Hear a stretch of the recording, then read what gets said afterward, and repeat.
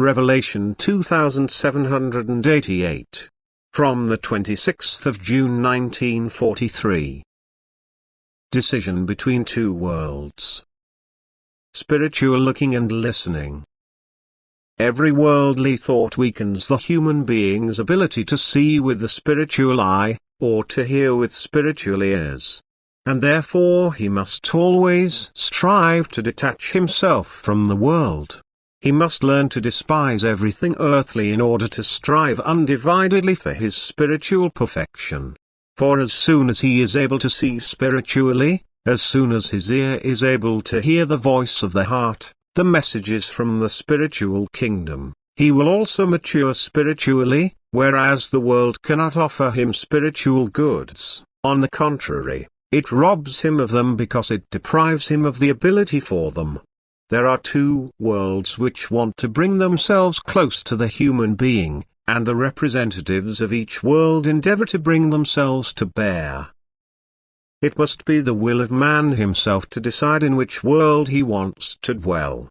He sees the earthly pleasures and charms of the world with his bodily eyes and feels them with his bodily senses. The treasures of the spiritual world, on the other hand, do not obviously reveal themselves to him. If he wants to see them, then he must first develop the ability within himself, which has the human will as its first prerequisite. Irrespective of the earthly world, he must withdraw into his inner life, he must open his senses to the spiritual influx, he must listen and observe what is imparted to him from the spiritual kingdom, and it will be all the more comprehensible and clear to him the more he separates himself from the world and suppresses the desire for it. For only one thing can be offered to him. One world has to be sacrificed in order to enter the other world. As long as the human being still dwells on earth, it is a struggle for him, for the earthly world keeps pushing itself forward. However, the will to gain an insight into the spiritual kingdom provides the human being with constant strength to overcome the earthly world, and the ability to see and hear spiritually grows from hour to hour if the human being is seriously willing to exchange this spiritual kingdom for the earthly world. He will then be able to easily gain an insight into the other world. Then he will be able to separate himself from it with ease. He will hear the voice of the beings of light speaking within him, which are merely the organs of the divine voice. He will see what his physical eye is unable to see, and his knowledge will enrich itself ever more.